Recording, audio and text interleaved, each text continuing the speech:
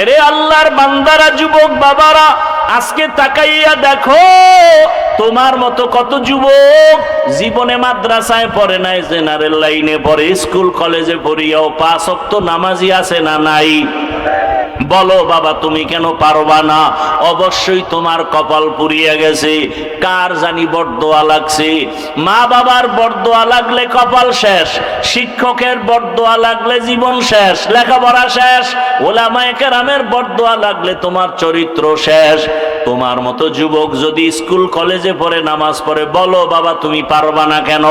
তোমার মতো যুবক র্যাব, আর্মি, পুলিশ, বিডিআর এর চাকরি করে নামাজ পড়ে, তুমি পারো না কেন? তোমার মতো যুবক জেনারেল লাইনে থাইকা রাস্তায় গাড়ি চালায়, নামাজ পড়ে, নদীর মধ্যে মাছ ধরে নামাজ পড়ে, কৃষি কাজ করে, নামাজ ছাড়ে না, ঢাকা কলেজে লেখাপড়া করে, দাড়িওয়ালা, পাগড়ি মাথায়, বড় জামা পরিয়া যায়, তুমি কেন পারবা না? এখনো সময় আছে, তওবা করে নাও। ও বৃদ্ধ বাবাজিরা, আপনার মতো কত বুড়ারা মসজিদে গিয়া নামাজ আদায়, ওমরের কলবের মধ্যে গিয়ে আঘাত করেছে। ওমর এমন পাওয়ারওয়ালা হয়ে গেছে, তরবারি নিয়ে দাঁড়ায় বলে, এই মক্কার মুশরিকেরা আয়, মুহাম্মদের বিরুদ্ধে যদি কথা বলতে চাও আমার তরবারি যথেষ্ট, মুহাম্মদের প্রয়োজন হবে না। এমন পাওয়ার আল্লাহ দান করেছেন। এখন ওমর যেই পথে চলে, শয়তান দেখলে পলায়া যায়, ওমর দেখলে আর আসে না। কেমন পাওয়ার!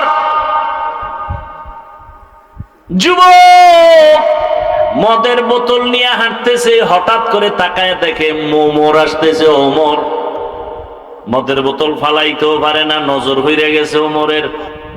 আর ওমরের তো মেজাজ গরম, কথার আগে তরবারি রেডি, মাইরেই ফেলাইবে আজকে মদ পাইলে। যুবক গোপনে আসমানের তাকে একটা ডাক দিছে, আল্লাহ মইরা গেল আর মদ পান করবো না, ওমরের থেকে বাঁচাও। ওমর সামনে একাই, যুবক বোতল দে। ও দেয় না, ভয়ে কাঁপতেছে, কয় কাঁপিস না, দে। যুবক তো অন্তর দিয়া মাওলারে ডাইকা তওবার নিয়ত করে ফেলছে। বোতলটা ওমরের হাতে দেওয়ার পর ওমর বোতলের মদওয়ালা বোতলটা নিয়ে তাকায় দেখে এক ফোঁটা মদও নাই, পুরা বোতলটাই সাদা দুধে ভরা। হর কে দারত খৌফে হকদার দিল মাদা, আমাকে ভয় করেন। ইয়া আইয়ুহান নাবিয়্যুত্তাকিল্লাহ ওয়া লা তুতি'ল কাফিরিন ওয়াল মুনাফিকিন। ও নবী, আপনি আমাকে ভয় করেন, কাফের মুনাফিকের অনুসরণ করবেন না। আজকে আমি যদি আপনাদের জিজ্ঞাসা করি, আপনারা কারা কারা আল্লাহকে ভয় করেন, এখানে প্রত্যেকটা মানুষ হাত উঠাইয়া বলবে, হুজুরদের থেকে আমরা বেশি আল্লাহকে ভয় করি। তো নামাজ নাই, রোজা নাই, তেলাওয়াত নাই, সুদের টাকায় ব্যবসা করে, ঘুষের টাকায় ব্যবসা করে, লোন উঠাইয়া দোকানদারি। আমি নামাজ পড়িয়া বলি আল্লাহকে ভয় করি, আপনারা নামাজ বাদ দিয়া বলেন আল্লাহকে ভয় করি। বলেন দুই দলের ভয় কি সমান? সমান তো নাই, বরং আমি বলবো আপনার ভয় নাই, ভয় জিনিসটা বুঝেনই না। বলে ভয় কেমন? একটা সন্তান মা বাবাকে ভয় করে, বলে তার প্রমাণ কি? মা বাবার সামনে অন্যায় করে না, বেতের বাড়ির ভয়ে। একটা ছাত্র শিক্ষকের ভয় করে, প্রমাণ? ওই শিক্ষকের সামনে ছাত্র অন্যায় করে না, শাস্তির ভয়ে। ঠিক যদি দুনিয়াতে কোনো মানুষ আমার আল্লাহকে ভয় করে, ওই বান্দা গলায় ছুরি লাগাবে, দাড়ির মধ্যে কোনোদিন ছুরি লাগাবে না, দাড়ির মধ্যে অস্ত্র লাগাবে না।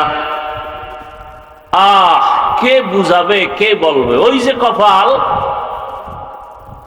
কপাল যদি খুলে যায়, নবীর বয়ানও কপাল খুলে না। আর কপাল যদি খুলে যায়, নবীরে জবাই করতে সব কালেমা পড়ে। ঠিক নি? বহুদিন ধরে প্রচারণা চলতেছিল, এখানে বয়ান হবে, অনেকে আসার নিয়ত করিয়ে আসতে পারে না, কপাল। আর একদল আসছে ঠিক, কিন্তু প্যান্ডেলে ঢুকতে পারে নাই, দোকানপাটে ঘুরে ঘুরে আড্ডা দেয় আর কবিরা গুনাহ করে, এর নামও কপাল। আর একদল প্যান্ডেলে ঢুকছে, কিন্তু তার কপালও বেশি সুবিধা না, গজবের মোবাইল সামনে নিয়ে কলবের দরজা বন্ধ করে রাখছে, কপাল। আর একদল মুনাজাতের আগে দৌড় মারবে বাড়িতে, ওরও কপাল। কারণ শয়তান চায় বয়ান শুন 6 ঘন্টা, তবে মোনাজাতটা দিবি না। কারণ মোনাজাত দিলে একজন আর কান্না কবুল হয়ে গেলে সবার গুনাহ মাফ, এই সুযোগ আমি দিতে চাই না। এই জন্য অনেকে দেখবেন বয়ান শুনে 2-3 ঘন্টা 5 মিনিটের সময় দিয়ে মোনাজাত দিতে চায় না। এর নামও কি কপাল। হ্যাঁ, হেদায়েত বড় কঠিন জিনিস। মান ইয়াহদিল্লাহু ফাহুয়াল মুহতাদ ওয়া মান ইউদ্লিল ফালান তাজিদা লাহু ওয়ালিয়্যাম মুরশিদা।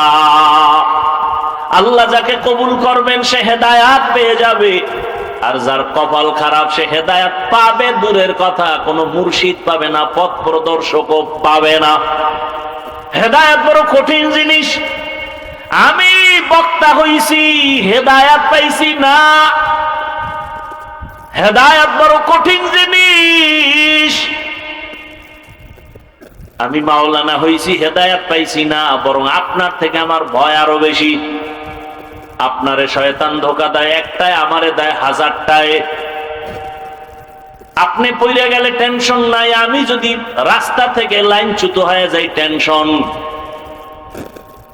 ইমামে আজম আবু হানিফা রাহমাতুল্লাহি আলাইহি রাস্তা দিয়ে হাঁটতেছেন, বৃষ্টি পড়তেছে, হঠাৎ কইরা পিছলাইয়া পইরা গেছেন। না না, ইমামে আজম আবু হানিফা হাঁটতেছেন, দেখে একটা বাচ্চা রাস্তার পাশে হাঁটে, বাচ্চাটা পইরা গেছে। ইমামে আজম হাত দিয়ে ধরলেন, দইরা উঠাচ্ছেন। বাচ্চাকে, এই আবু হানিফা, আমারে বাঁচাবার চিন্তা বাদ দিয়া নিজের হেফাজত করেন, আমি পইরে গেলে টেনশন নাই, কিন্তু আবু হানিফা যদি পইরা যায় জাতি লাইনচ্যুত হয়ে যাবে। উম্মতেরা পড়ে গেলে ভয় কি, কিন্তু একজন আলেম যদি লাইনচ্যুত হয়ে যায় উম্মত কোথায় যাবে? এই উম্মত আর নবী পাবে না, সাহাবা পাবে না। এই উম্মত উলামায়ে কেরামদের দিয়েই দিনের পথে চলবে। সেই আলেম যদি আজকে ঠিক মতো পর্দা না করে, মাওলানা দাবি করে, মুফতি দাবি করে, যদি সুন্নতের আমল না করে, ওই আলেমের অবস্থা যদি এত খারাপ হয়, উম্মতের অবস্থা কত খারাপ হবে। বড় কঠিন হালাতে আমরা জীবন চালাইতেছি, বড় দুঃখ। ওলামায়ে কেরামদের কে বলবে, কে বলবে? ও টুপিওয়ালা ওলামায়ে কেরাম লাফাইতেছো, কোন দিকে লাফাইতেছো, কোন দিকে দৌড়াইতেছো? হিসাব কইরা দৌড় দিও। শাইখুল হাদিস আল্লামা আজিজুল হক রাহমাতুল্লাহ আলাইহি তো কম দৌড়ায় নাই, মুফতি ফজলুল হক আমিনী রাহমাতুল্লাহ আলাইহি তো কম দৌড়ায় নাই। শুনো, চরমনার সৈয়দ ফজলুল করিম রাহমাতুল্লাহ আলাইহি তো কম দৌড়ায় নাই।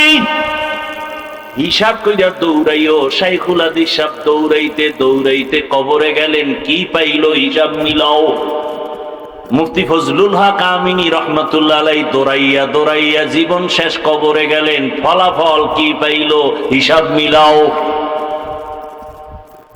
দৌড় দেওয়ার আগে চিন্তা করবা, আমার বাবায় দৌড়াইয়া কি পাইছে, আমি কি পাবো।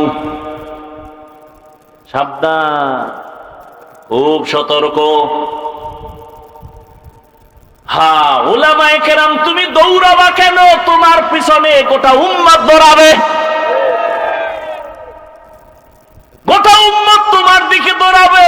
কোথায় পাবো আল্লাহওয়ালা, কোথায় পাবো শাইখুল হাদিস, কোথায় পাবো আল্লাহর প্রিয় বান্দা? ওখানেই আমরা যাব। উম্মতেরা উলামায়ে কেরামের পেছনে দৌড়াবে। উলামায়ে কেরাম কোন বেনামাজি সুদখোরের পেছনে দৌড়াতে পারে না, ঘুষখোরের পেছনে দৌড়াতে পারে না।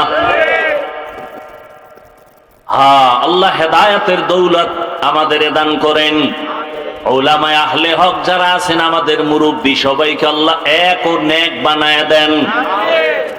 ও আল্লাহর বান্দারা, গত কয়েকদিন আগে দেখছেন চরমনাই ইসলামী আন্দোলন, জামাত ইসলামী, খেলাফত মজলিস, খেলাফত আন্দোলন সব এক মাঠে এক স্টেজে কথা বলেন। ওলামায়ে কেরাম এক না হওয়া পর্যন্ত জাতির কপাল খুলবে না, লিখে রাখো। কোনো মাস্তানি চলবে না, কোনো মাস্তানি চলবে না। খবরদার, ওলামায়ে কেরাম গোটা জাতিকে ব্যবহার করবে। ওলামায়ে কেরাম কারো ইশারায় ব্যবহৃত হবে না। দোয়া করতে থাকেন, বেশি বেশি বেশি দোয়া করেন। ওলামায়ে কেরামকে এক বানাবার চিন্তা করেন। ফেসবুকের বিরুদ্ধে লেখেন কেন? আপনার আব্বার বরদোয়া লাগছে আপনার কপালে, আপনার মায়ের অভিশাপ লাগছে কপালে। মিয়া আর কারো বিরুদ্ধে লিখতে পারেন না, আলেমের বিরুদ্ধে লেখেন, তাবলিগের বিরুদ্ধে লেখেন, আপনার কপাল পুড়ে গেছে, নিমক হারাম, অভিশপ্ত।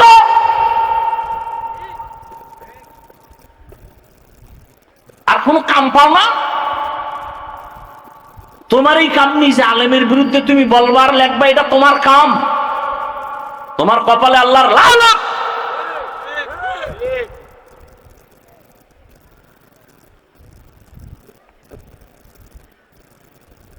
আল্লাহ হেদায়েত দান করুন।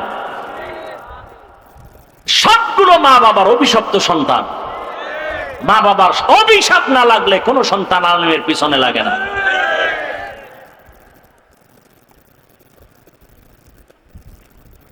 কোন সময় চাক্কার তলে মাথা ঢুকে যায়, টেরও ভাবি না।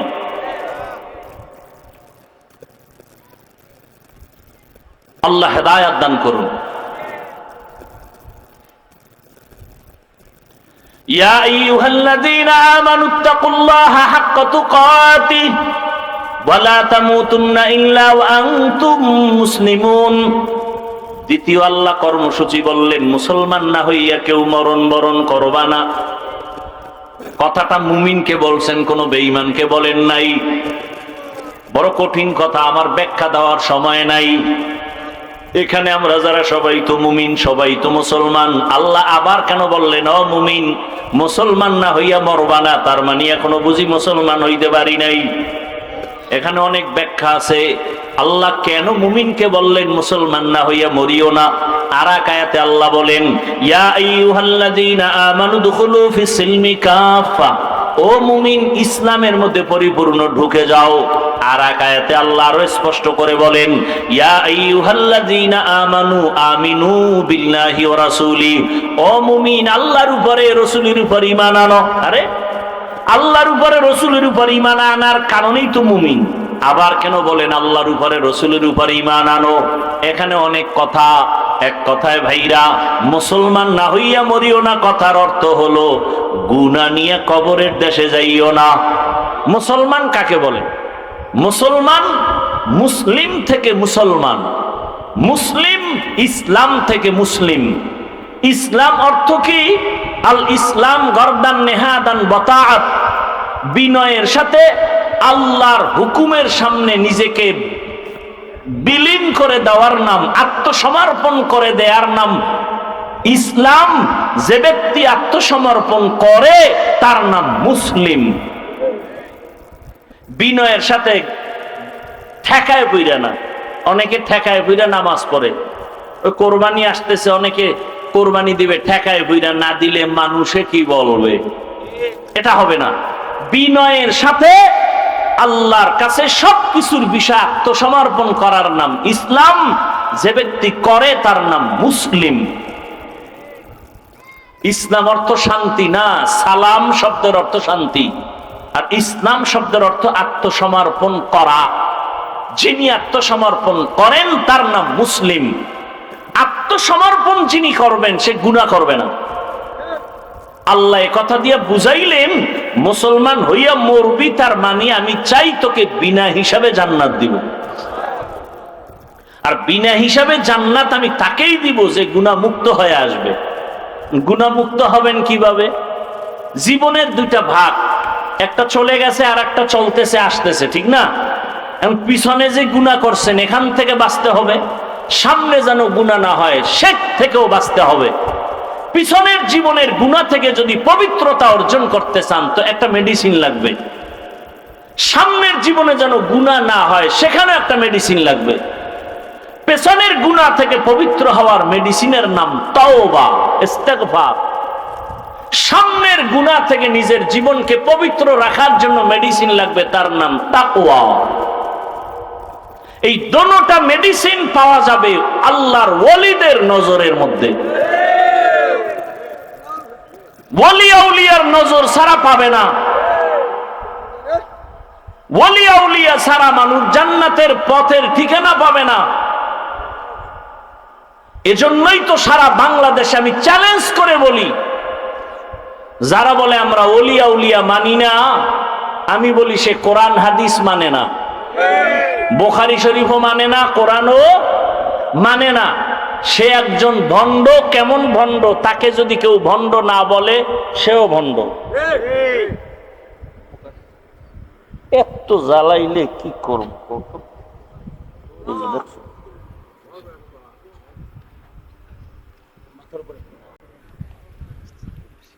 মরাডার মারো কেন, লড়ে কেন? কষ্ট পাইতেছেন, রাগ করতেছেন, রাগ করে যাইবেন কই? চাইরো দিকে ফিডা রেডি, কোন দিকে দৌড় দিবেন? সাগর, কুয়াকাটার যাই সাগর। আর 3 দিকে দৌড় দিবেন মোহতারাম মোদি সাহেব বসে আছেন পেট নিয়া, কই যাইবেন? ফিডা কারে কয়? রেডি থাকেন। যারা ফিডারে বেশি ভয় পায় এদের কপালে ফিডা বেশি। ফিলিস্তিন দেখা মনে করেন না জান্নাতে আছেন। আমনে গো সাইজ করতে 1 সেকেন্ড লাগবো না মিয়া। আপনি কিসের ইসলাম ইসলাম করেন? দাড়ি নাই, টুপি নাই, নামাজ নাই, সুদের টাকায় ব্যবসা করেন। আপনার ঈমান ঠিক আছে নি? তো আল্লাহ সাহায্য করবেন, কোন বেঈমানকে সাহায্য করবেন না, সুদখোরকে আল্লাহ সাহায্য করবেন না, বরং সুদখোরকে আল্লাহ বলছে এই বেঈমান রেডি হ, আমি আল্লাহ তোর সাথে যুদ্ধ করব। তা আপনি মোনাজাত দিলে লাভ কি? কোন সুদখোরের মোনাজাত জীবনে কবুল হবে না। যারা সুদের সাথে জড়িত এদের জিন্দেগির কোনো আমল কবুল হবে না, হজ কবুল হবে না, মাদ্রাসা উঠাইলে সওয়াব নাই, দান করলে সওয়াব নাই, মোনাজাত দিলে কবুল হবে না। তা আপনি কিসের সাহায্য চান আল্লাহর কাছে? আপনি তো কুলাঙ্গার। 24 ঘন্টা মায়ের সাথে জেনার গুনাহ, জেনার গুনাহ, জেনার গুনাহ, জেনার গুনাহ। আপনার লজ্জা শরম আছে? আর আপনি চায়ের দোকানে মোস লাম্বা করে এখন হুজুর গো দোয়া কবুল হয় না, তোর মতো সুদখোরের কারণে কবুল হয় না।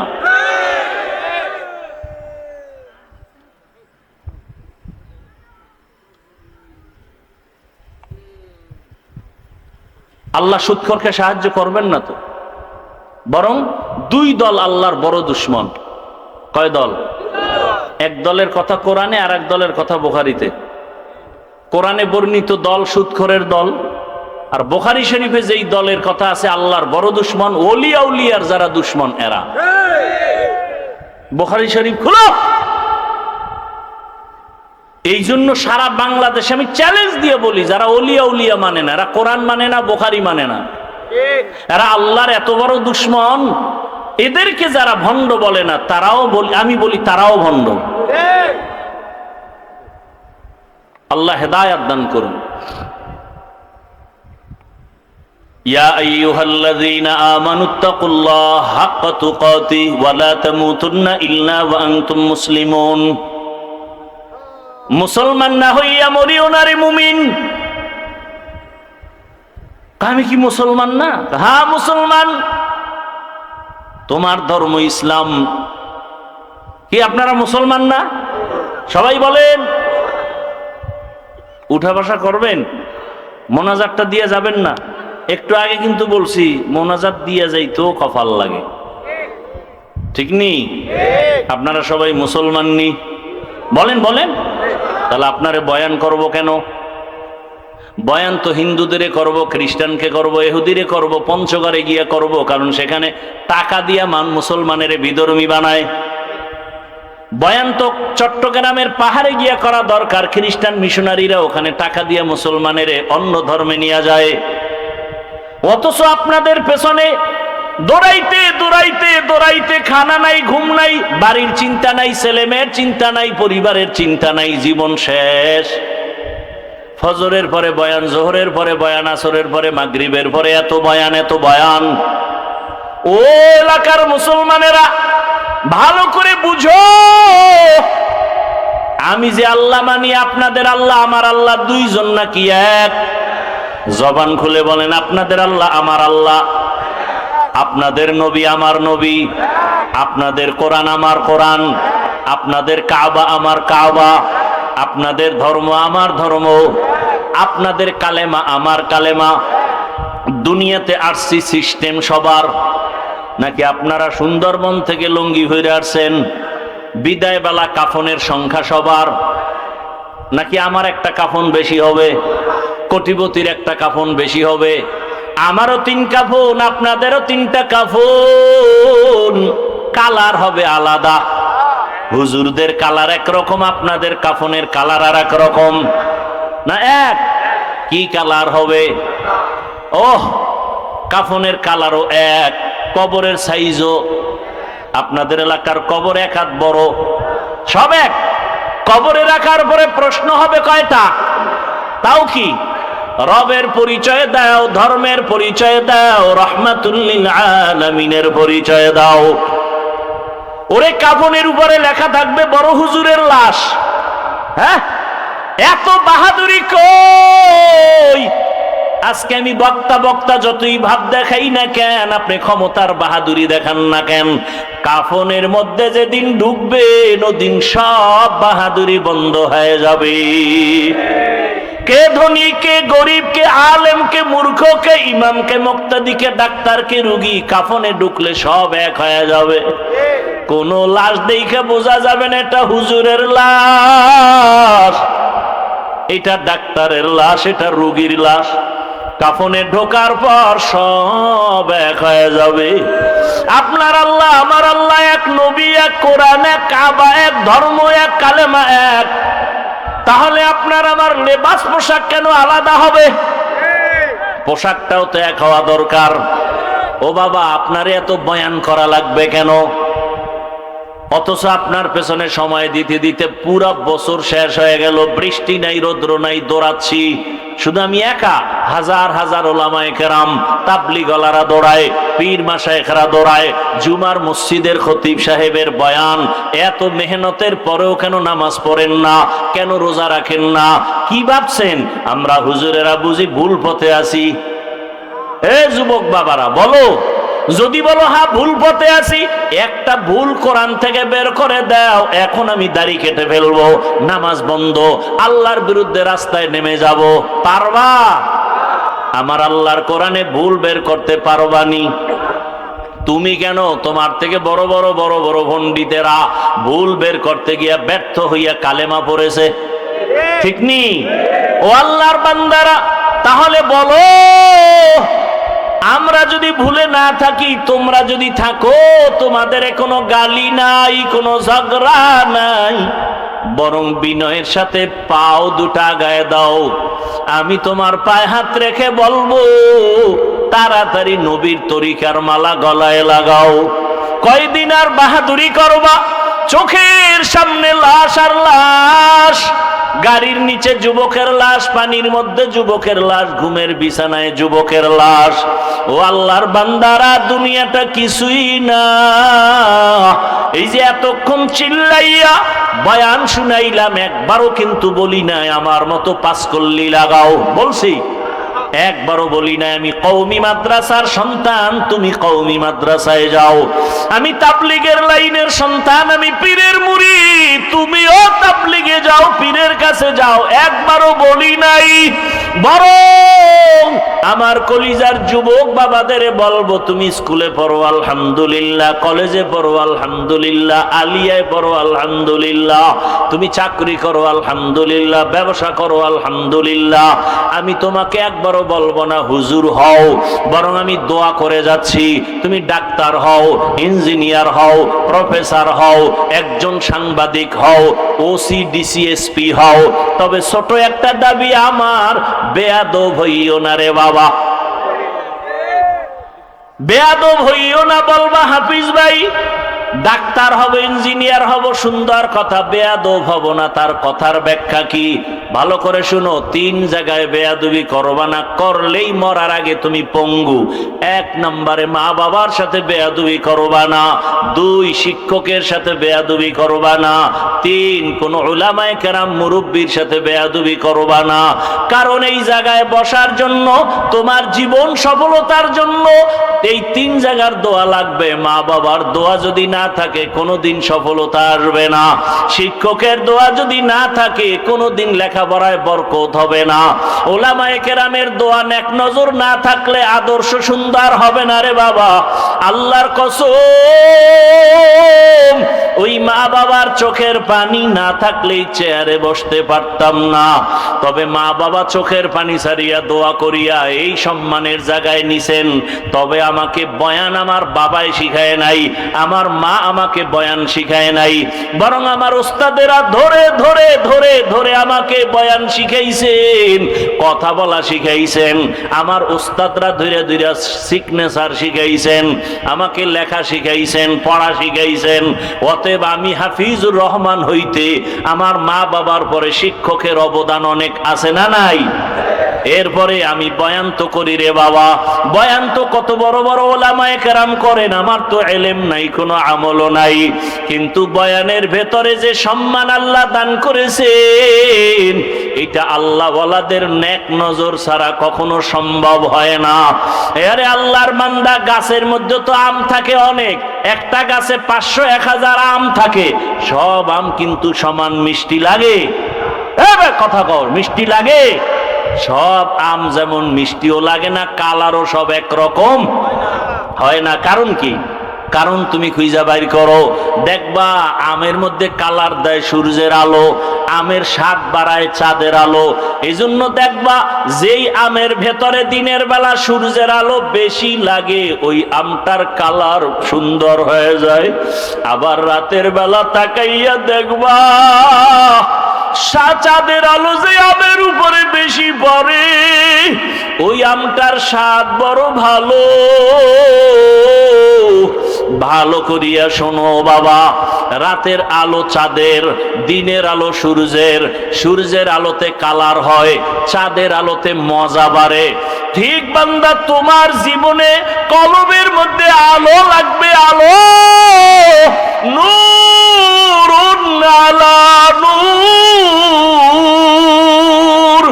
তোমার কলবের ভেতরে আলো লাগাও, একটা হলো জাহিরি আলো, আর একটা বাতিনি আলো লাগবে। জাহিরি আলো আল্লাহ ওয়ালাদের নেক নজর, আল্লাহ ওয়ালাদের নজর যার দিকে যত বেশি লাগবে, তার কথার ভিতরে রুহানিয়তের কালার বেড়ে যাবে, তার কথার মধ্যে কালার বেড়ে যাবে, কথার রং ঢং আলাদা হবে। তবে মজা বাড়ানোর জন্য লাগবে মালিকের গোপন রাতের নজর। আমার মাওলা কুদরতের নজর দেওয়ার জন্য প্রতিদিন প্রথম আসমানে হাজির। আল্লাহ আসেননি রাতের বেলা, বলে না কেন? কোন রাত্রে আসেন? প্রতি রাত্রে আসেন না মাঝে মাঝে? প্রতি রাত্রে আসেন। কোন ভাগে, শুরু না শেষ? কিছু বান্দার থেকে নেওয়ার জন্য না দেওয়ার জন্য? আপনাদের লাগবে নি কিছু? তো ঘুমাইয়া থাকেন কেন রে বাবা? অতিও গভীর হয় রজনী যখন, নীরবে প্রভুর নাম জপিও তখন। প্রভুর করুণা যদি পাইবারে চাও, গভীর রাতে উঠে প্রভুর গুণগান গাও। ও আমার যুবক বাবারা, অতিও গভীর রাতে আমার মাওলা হাজির। ওই সময় যদি ঘুম থেকে উইঠা সেজদায় পড়ে আমার মালিকের ডাক দাও, আমার মালিকের কুদরতি নজর যখন লেগে যাবে, এতদিন তোমার কথায় রং ছিল, মজা কম ছিল, এখন দেখবা কথার মধ্যে বড় মজা, মানুষও মজা পায়, তোমারও মজা। এরে আল্লাহর বান্দা, যখন মজা লাগা শুরু হয়ে যাবে, তখন আর বাড়ি ঘর ভালো লাগবে না, টাকা পয়সা ভালো লাগবে না, ক্ষমতা ভালো লাগবে না, কারণ মালিকের মধ্যেই সব মজা। এরে আল্লাহর বান্দারা, যুবক বাবারা, আজকে তাকাইয়া দেখো তোমার মতো কত যুবক জীবনে মাদ্রাসায় পড়ে নাই, জেনারেল লাইনে পড়ে, স্কুল কলেজে পড়িয়াও 5 ওয়াক্ত নামাজি আছে না নাই? বলো বাবা, তুমি কেন পারবা না? অবশ্যই তোমার কপাল পুড়িয়ে গেছে। কার জানি বরদোয়া লাগছে।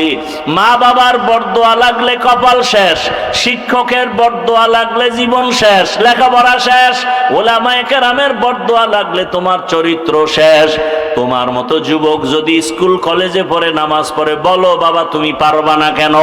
তোমার মতো যুবক র্যাব, আর্মি, পুলিশ, বিডিআর এর চাকরি করে নামাজ পড়ে, তুমি পারো না কেন? তোমার মতো যুবক জেনারেল লাইনে থাইকা রাস্তায় গাড়ি চালায়, নামাজ পড়ে, নদীর মধ্যে মাছ ধরে নামাজ পড়ে, কৃষি কাজ করে, নামাজ ছাড়ে না, ঢাকা কলেজে লেখাপড়া করে, দাড়িওয়ালা পাগড়ি মাথায়, বড় জামা পরিয়া যায়, তুমি কেন পারবা না? এখনো সময় আছে, তওবা করে নাও। ও বৃদ্ধ বাবাজিরা, আপনার মতো কত বুড়ারা মসজিদে গিয়া নামাজ আদায় করে, কেন পারেন না? ও পর্দার আড়ালের আম্মা জানেরা, বোনেরা, আপনাদের কপাল এত ভালো, আপনারা নবীদের মায়ের মতোই মা, সাহাবায়ে কেরামদের মায়ের মতো, আপনারা তো হাফেজে কোরআনের মা, আলেমের মা, আপনাদের জীবন কত ধন্য, আপনাদেরকে আল্লাহ এত মর্যাদা দান করেছেন।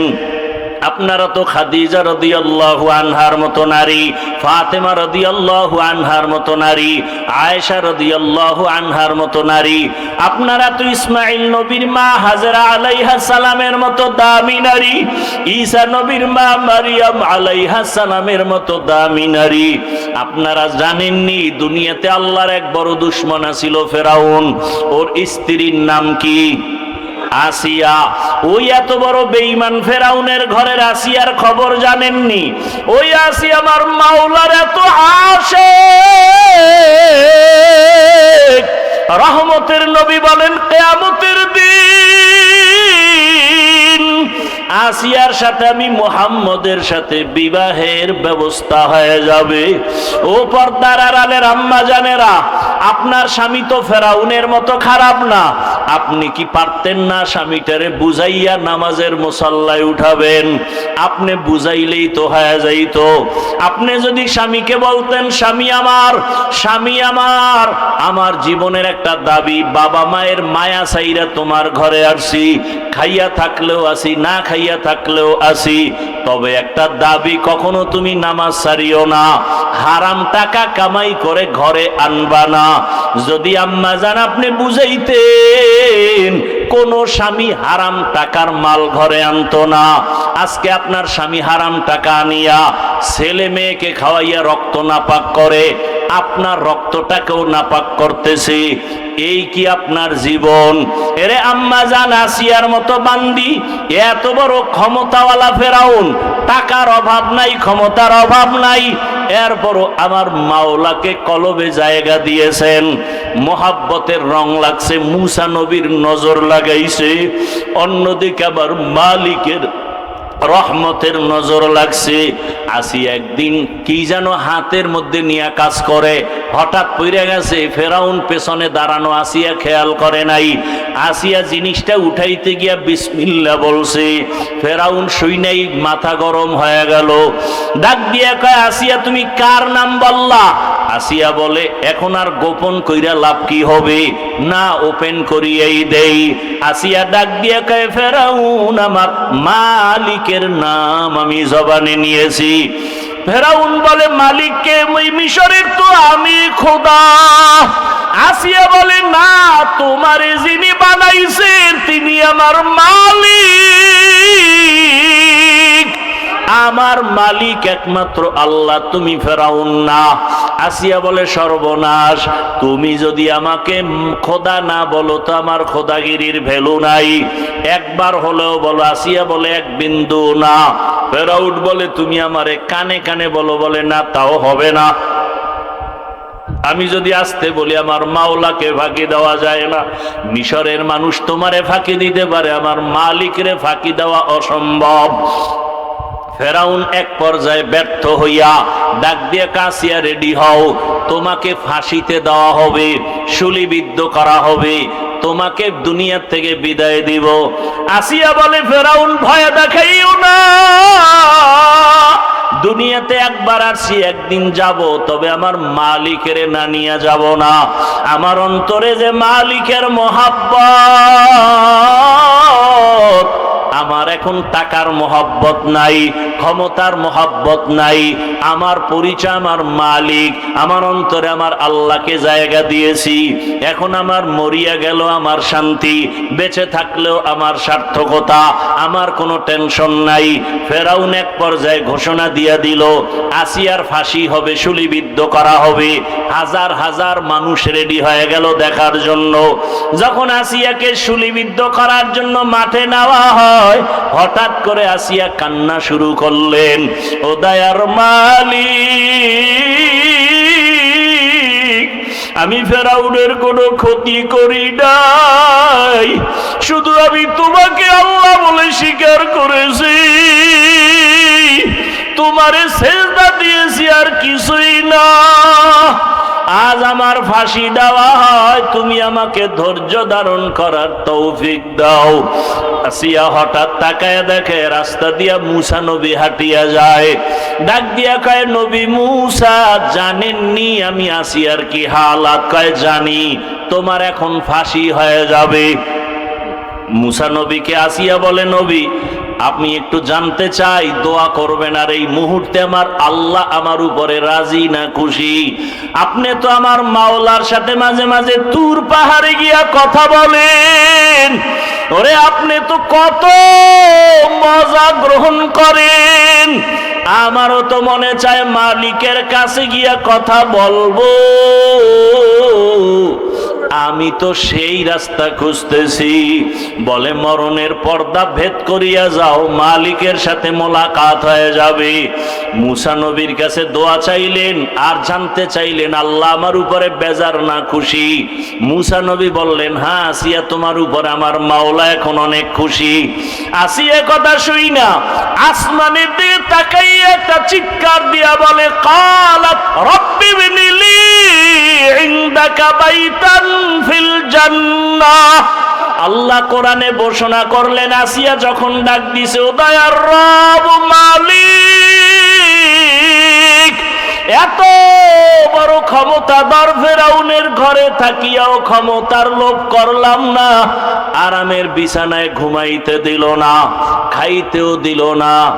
আজ আমার জীবনের শেষ বিদায়, বিদায় বেলা তোমার কাছে একটা দাবি, দুনিয়াতে থাকার জায়গা পাই নাই, আরামে ঘুমের জায়গা পাই নাই, ও দয়ার আল্লাহ, তোমার পার্শ্বে জান্নাতে একটা ঘর বানাইয়া দিও,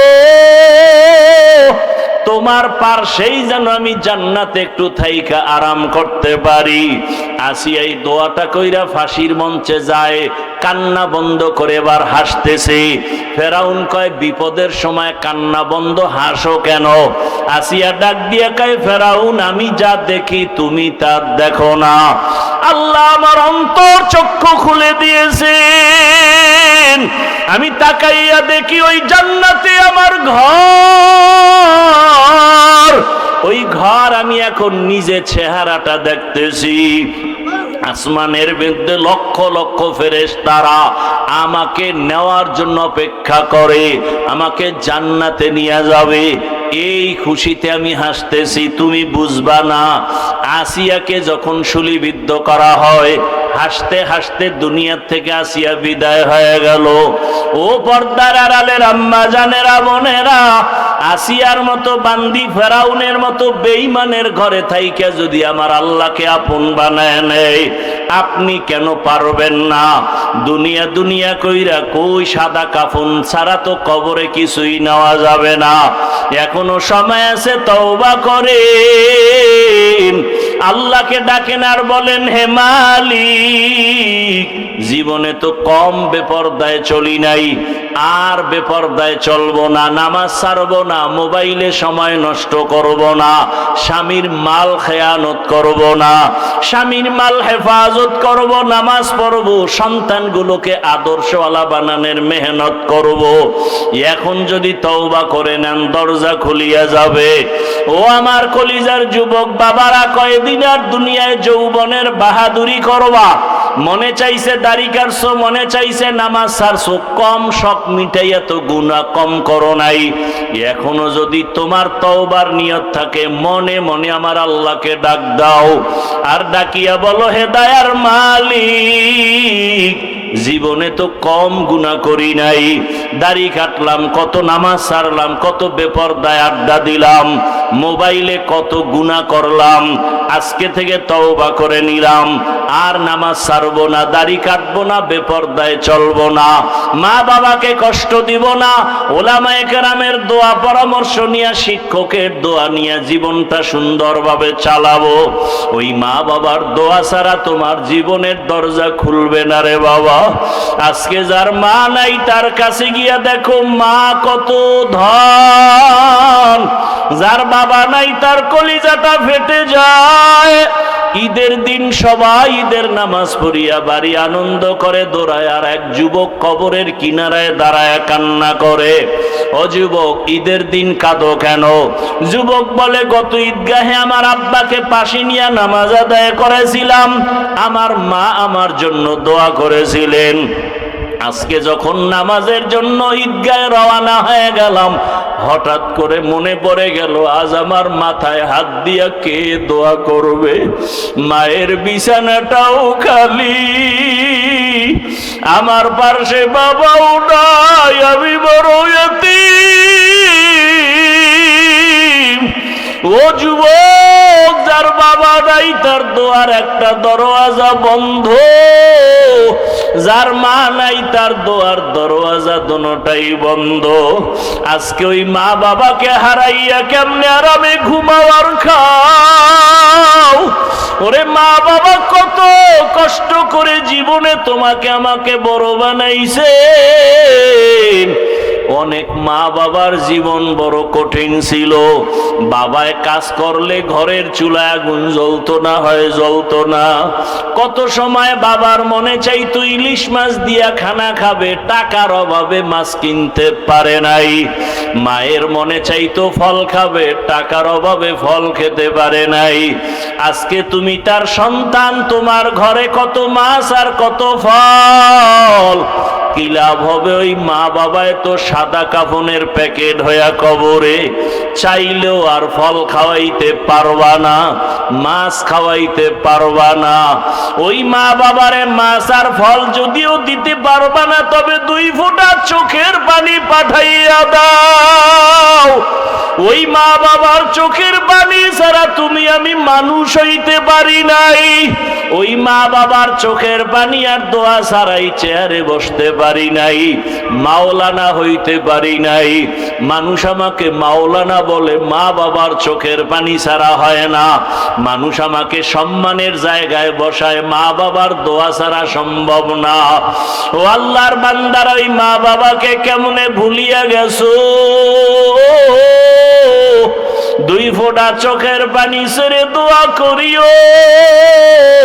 ওরে গুনার কারণে দিলটা পাথর, চোখে পানিও নাই। আল্লাহর কাছে চোখের পানির বড় মূল্য। ওরে চোখের পানি যদি না থাকে, ডানে বামে দেখো কার চোখে পানি আছে।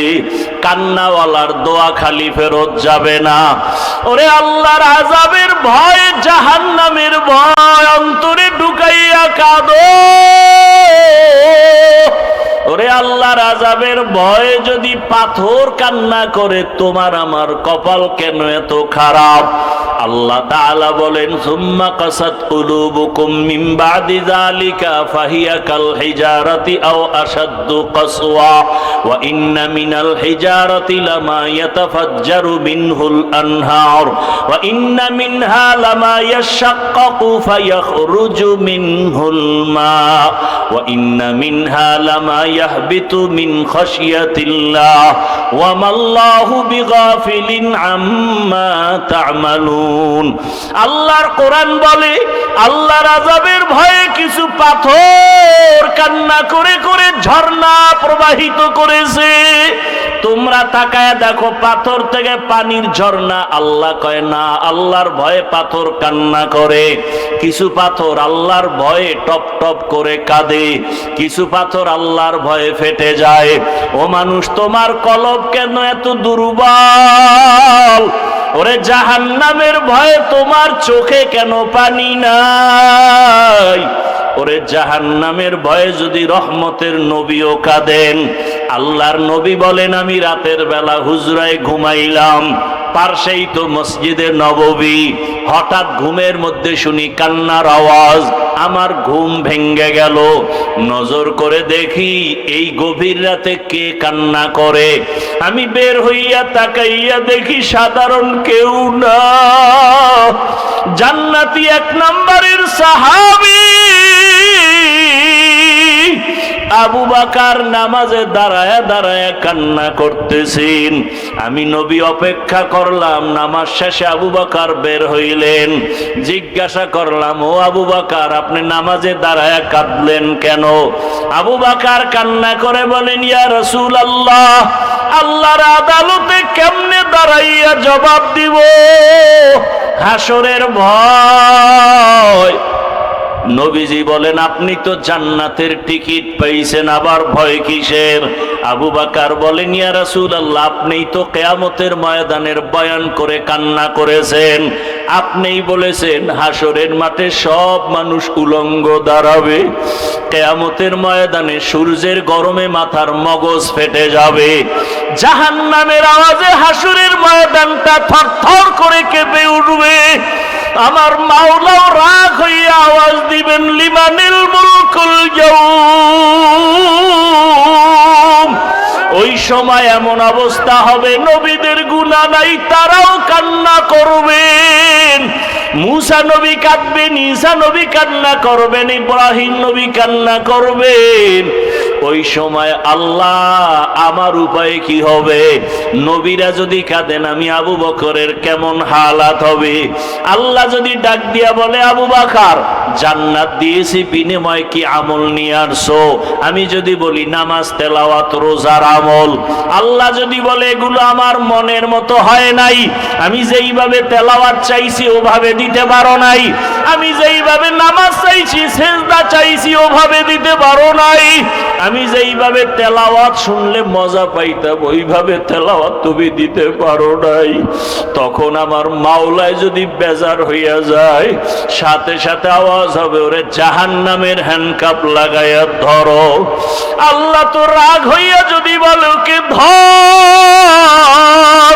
ওয়াসিকাল্লাযীনা কাফারু ইলা জাহান্নামা যুমারা। জাহান্নামের হ্যান্ডকাপ যখন লাগবে, আমার উপায় কি হবে? ইয়া রাসূলুল্লাহ, আমি তো এত দুর্বল, দুনিয়াতে সূর্যের গরম সহ্য করতে পারি না, একটা বেতের বাড়ি সইতে পারি না, মশার কামড় সইতে পারি না। গুনাহগার হইয়া মালিকের দরবারে দাঁড়াইলে সূর্যের গরম কেমনে সহ্য করব? জাহান্নামের আগুনের গরম কেমন করে সহ্য করব রে আল্লাহ? এই ভয়ে আমি কান্না করেছি। ও আল্লাহর বান্দারা, আবু বকরের নামাজ কত সুন্দর, তেলাওয়াত কত সুন্দর, রোজা কত সুন্দর, ইখলাস তাকওয়া কত সুন্দর, এরপরেও যদি কান্না করেন, আপনার আমার তো নামাজ নাই, রোজা নাই, তেলাওয়াত নাই, মানুষকে দেখাবার জন্য যা কিছু করি, আপনার আমার কি পরিমাণ কান্না উচিত, অথচ চোখে পানি নাই।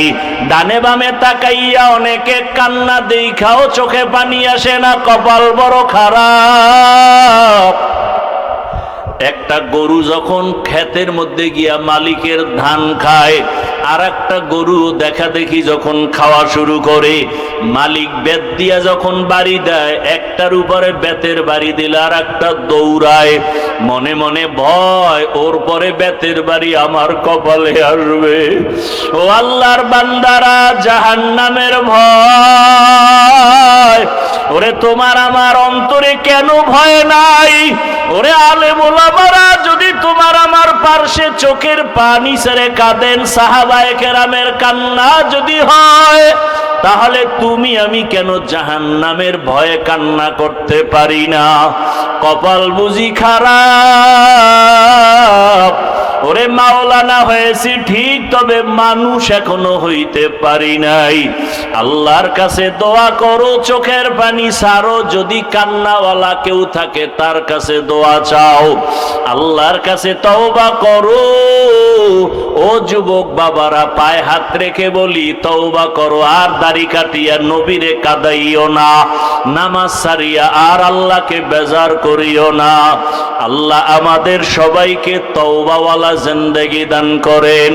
আল্লাহ আমাদেরকে কান্নাওয়ালা চক্ষু দান করেন। আল্লাহ আমাদেরকে জিকিরওয়ালা জিহ্বা দান করেন।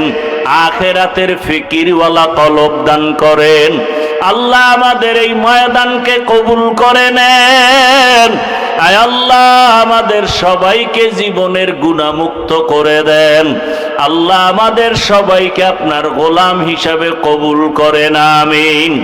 আলহামদুলিল্লাহি রাব্বিল আলামিন, والصلاة والسلام على سيد الأنبياء والمرسلين وعلى آله وأصحابه أجمعين يا أرحم الراحمين يا أرحم الراحمين يا أرحم الراحمين اللهم ارحمني بترك المعاصي اللهم ارحمني بترك المعاصي اللهم ارحمني بترك المعاصي رب ارحمهما كما ربياني صغيرا اللهم إنك عفو كريم تحب العفو فاعف عني اللهم إنا نسألك رضاك والجنة ونعوذ بك من سخطك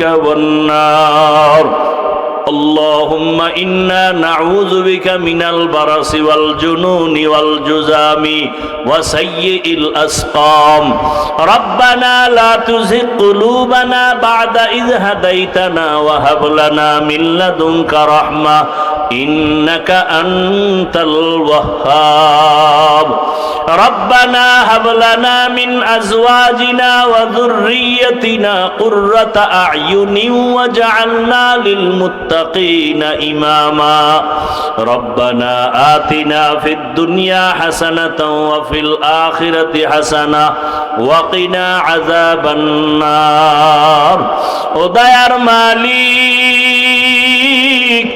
গুনাহের বোঝা নিয়ে আপনার দরওয়াজায় হাজির। এই ময়দানে তাকায় দেখেন কত উলামায়ে কেরাম, কত মুরব্বী হাজী সাহেব, কত ব্যবসায়ী, চাকরিজীবী, ছাত্র, যুবক, পর্দার আড়ালের মা বোনেরা।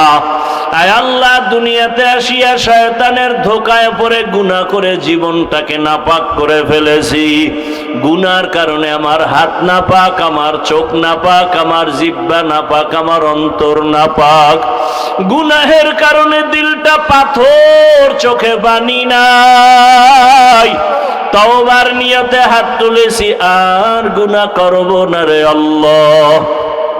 আর নামাজ ছাড়বো না, দাড়ি কাটবো না, বেপরদায় চলবো না। মা বাবার দোয়া নিয়ে, শিক্ষকের দোয়া নিয়ে, উলামায়ে কেরামের দোয়া পরামর্শ নিয়ে চলবো। আমাদের তওবা কবুল করে নেন।